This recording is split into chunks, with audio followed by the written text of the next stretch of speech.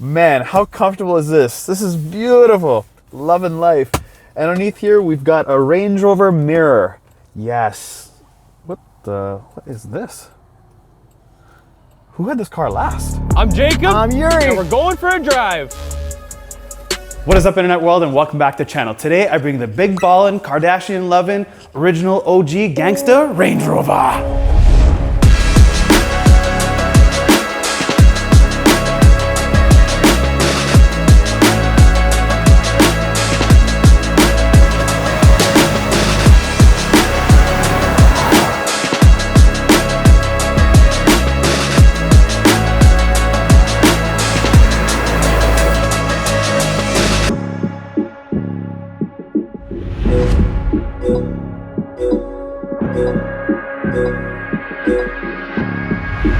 I don't even want to look at the camera, I want to look at this thing. This is so beautiful. This is probably the most beautiful Range Rover we've had on the channel. The Velar to me was beautiful, but this is next level. This paint, it's like a gold, rose gold, bronze, beautiful to touch, matte finish, baller. The people in Dubai are gonna die for this thing if they already haven't.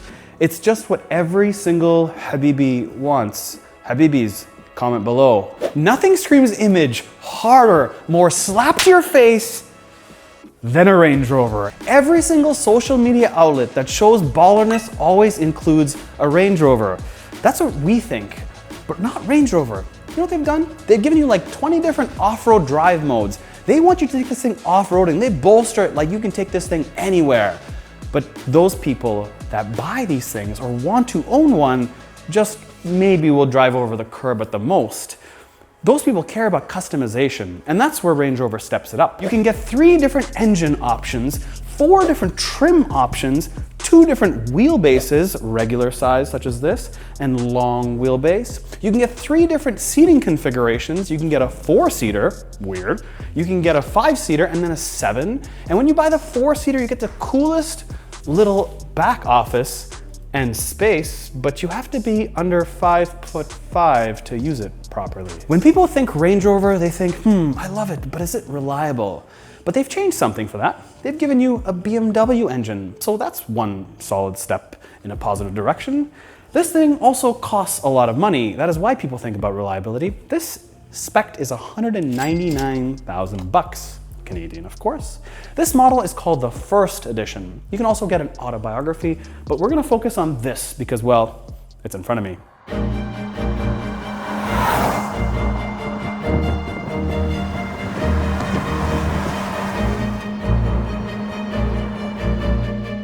This thing is so fancy, the name is Satin Gold Bespoke Metallic Ultra Satin or something of the sort.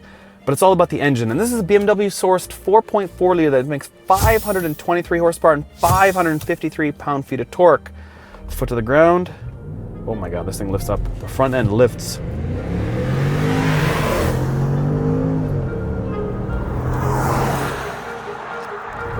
This is a heavy tank, but nobody buys this thing to launch this. People buy it for its comfort and smoothness. And that's what it is. Comfort, smooth, big and bulky. You just feel like a boss driving this thing. It's so bossy. This is so luxurious inside that I feel bad driving by any pasture because a lot of cows have died. That's why Range Rover offers this vehicle with an all-vegan option where no animal has died. That's wild.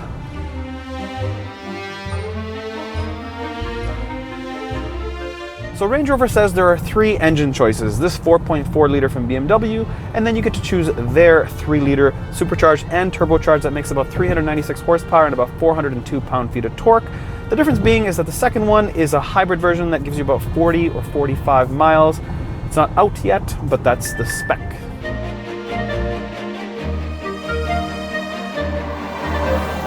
So they've added an anti-roll feature to this thing. And if you've driven any older Range Rovers, they are absolute boats. And this one is also similar. It is still decent, but it's hard to always figure out physics and make something so luxurious and soft and couch-like and then make it decent around a corner.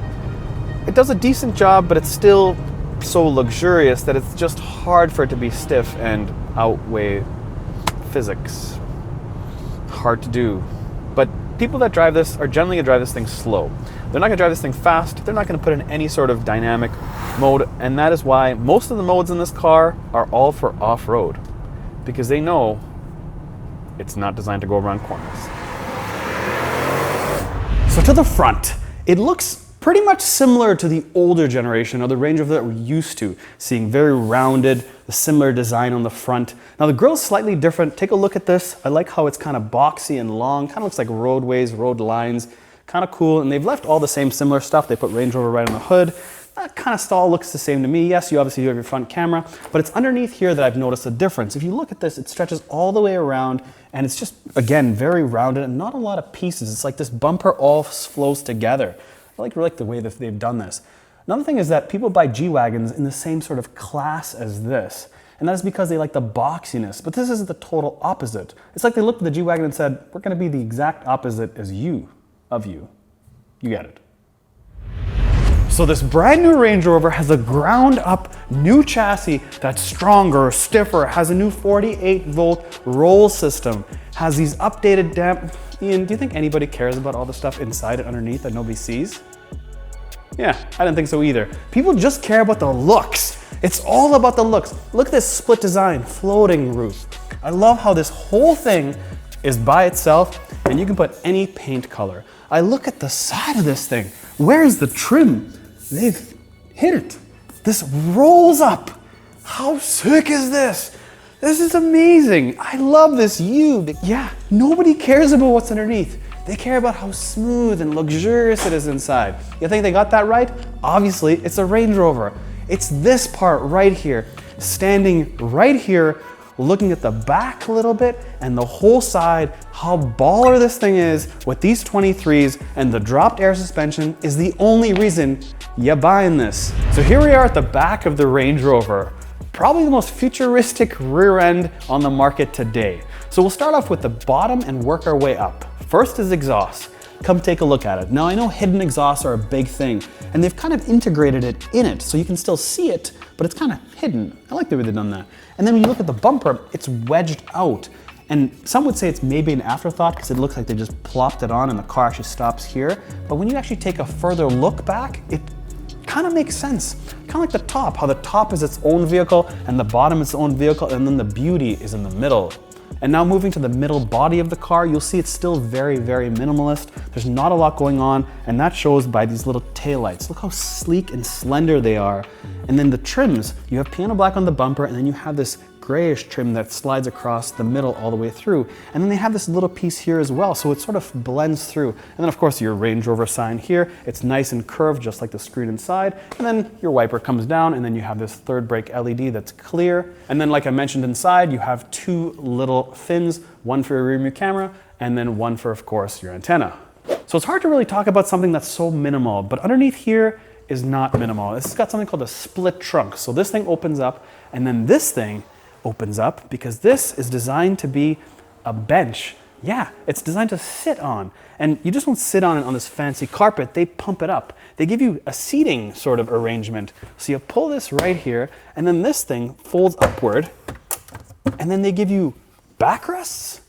So you can slide these things here, and then you can sit on this thing. But that's not all. This thing has speakers right here. Yes, you go inside the car, you hit the icon on the infotainment screen, and then you have speakers so you can sit here, chill out, and watch stuff. How cool is this? Where this definitely beats Mercedes-Benz is the screen back here. Mercedes has a removable screen that sometimes is not charged because you got to put it in the spot, that sometimes doesn't actually integrate very well. I just don't like the fact that it's removable. I feel like in the back seat it should be fixed so that kids can't get their hands on it, or a thief that rolls by can't just pull it out and then sell it for 10 bucks to his local pawn store. In this case, you just slide this up open, you hit seats, and for this specific right rear passenger seat, you have a button that says recline, and when I hit it, voila, this happens, Maybach style. So that comes down first, this comes down after, which is kind of problematic because this should come up first and that should come down after. Otherwise your feet get jammed in between. Yeah, what's up with that? Even your $300,000 Maybach doesn't have this type of customization. You can pick this console, so rear center console for us back here minions, on if you want to get a 4-passenger, which is actually a fixed unit that doesn't go anywhere, or this, the 5-passenger. Now normally, I would just put my hand here and lift upwards, but not in this case. I simply press this button right here, and voila, it lifts up. Remove any obstacles. What? This is amazing. Yes, going up and down is super cool, but there's actually a little icon here that shows a cup, and when I hit it, it opens up for my cup holders. How awesome is that? Voila, all that work for that. So Range Rover's intent was to make this the quietest cabin out there. They've put speakers in all 4 headrests, and not for your music, for sound cancellation. They're trying to make it as quiet as they can in here. This is supposed to be the most luxurious vehicle out there for its price point, and I kind of get it. I know it's super expensive, but when you're sitting back here, these seats are so supple, soft, very thick. There's lots of padding in them. It doesn't feel cheap whatsoever. There's nothing in here that I can find cheapness. The paint goes through and through. When I look right here through the door jambs, they're fully clean. Each door panel is fully wrapped. It's just so luxurious in here. When I look around, I'm like, wow, this is why they're baller. I totally get it. This is way more baller than Escalade. Way more baller. Now, even though I'm not sitting on the full recline side, which is on the right side, on the left side, I still have all the same luxury. Now, I just cannot put my legs up because the seat obviously is for the driver. But on the door panel here, I do have 3 different memory seats, and I really like how they've integrated the memory seat along with where the recline positions go and how to move the back rest and uprest and these headrests and all the other rests. And then you have 5 little buttons here that you can push. One is for muting the sound in the car. The second one is for the sunroof to slide backwards and forwards. And you have 2 different lighting positions. One for your laptop and the other is to read a book. And the last one, of course, is just simply by putting your window up and down. And then, of course, you have these little blockers so that people can't see you inside. But you also do have tinted windows straight from Range Rover that are ultra dark. This feels so first class that they should really call it first class and not first edition. Like, look up here. I do have a handlebar that comes out so gently. I do have obviously venting here for air, but I also have it here. Most vehicles have them here, but don't have them anywhere else. And that's just a small touch, but I really like it. And as I'm looking upward here, look at this headliner. It is nice and tight. Now, I'm not a huge fan of rear seat entertainment. However, the clarity of this thing is very, very nice. It does have 2 HDMI inputs, but the best part is that the software is identical to the car itself. Because if you have one of these old guys, they usually have nothing to do with the car and it's super annoying. So I like the fact it's totally integrated and feels like it's part of the car. If you've never bought, owned, or even driven a Range Rover, I feel sorry for you. Loser. This thing is so luxurious. Oh, I love it so much. I want to own one, but do you know the prices of cars nowadays? You definitely do because you watch YouTube reviews. They are out of control. Man, so I am blessed, and hopefully you can enjoy this blessing with me for the next 3.5 minutes on the interior of this Range Rover. It feels so good. The mix of materials now, they're just getting better and better. So whoever ordered this car did a great job. It's sort of creamy, beige, light. Wow, I love it. It feels so good. But of course people will complain and say, hey, this iPad is just on the dash. And yes, it is, because integrated, it wouldn't feel the same way. You want to see the leather wrap behind it. It looks so clean. But you can't complain because the driver's display is integrated. It's not as iPad-y as this front 13-inch screen. Gone are the split screens. Now you have physical buttons for your HVAC controls, and they're different. They're newer. They've updated how the software feels. It needed to have this. I feel like when you have a touchpad, it's just tough to use. Ask Mercedes-Benz, they'll tell you. Now, it obviously does have all the tech gizmos that we require. It does have wireless CarPlay and wireless Android Auto. It also does have a wireless charger when I slide this little compartment back. It does have a USB-C, and then when I slide this bad boy back, it does have 2 cup holders, and then another hidden compartment when I move the cup holders back because it goes deep, which is nice because you need all the storage you can get when you're working with the minimalistic game. I've got this grippy little non-slip mat, and then there's Range Rover's fridge that has 2 buttons that I press. I don't know very many people that use that. So this is the new 13.1-inch curved infotainment display that Range Rover calls PV Pro. Now they had this also in the Defender, so the software is pretty much exactly the same. There's a few extra options though. When I go in the main menu here, you'll see it has something called Tailgate Event Suite, which is a pretty awesome thing to have where it has speakers in the rear tailgate. And then there's an icon that says Dynamic Eye with a little helmet. And check this out. I guess if you're buying a Range Rover, you'd like to adjust your engine, steering, gear shift, and suspension in dynamic or comfort. And then when you're really bored, you can take this thing onto a track and get some lap times in. That's weird. And then a G meter? What on earth are these people thinking? But when you buy a Range Rover, this is the stuff you want. Air quality. Check this out. It shows the parts per million going inside the car and then in the cabin, and where it is exterior or interior. And then check this out. It has something called exterior AQI that basically tells you if you should be wearing a mask outside. How crazy is this? As it detects the air outside, it says the ventilation is suitable, unnecessary for mask, and purification is recommended. Wowzers. So if you want to get the best air in the world, you can hit these buttons Purify, Ion, and bam, you get the cleanest air for your lungs.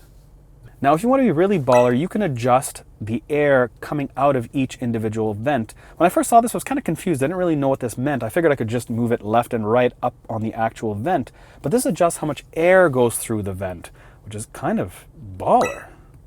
And if you want to adjust the height of the vehicle, you simply hit this vehicle icon right there, and then you can choose between off-road, normal, or access. You also have this drive button, which I first thought was the drive modes, but it's not. It's basically just for auto brake hold, engine start and stop, and then your stability program.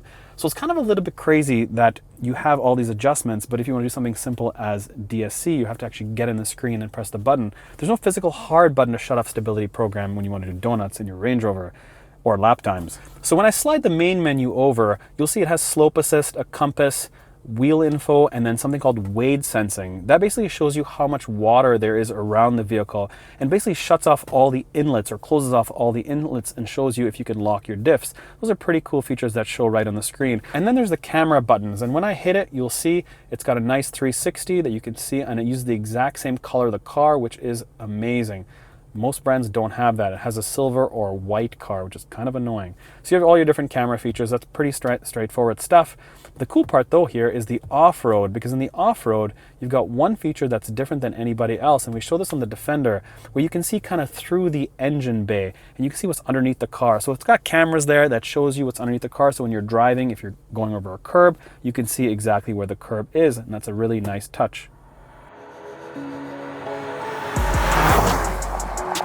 So there are 9 different drive modes in this Range Rover. We've got Dynamic, Eco, Comfort, Gravel, Grass, Snow, Mud Ruts, Sand, Rock Crawl, Wade, and then Configurable.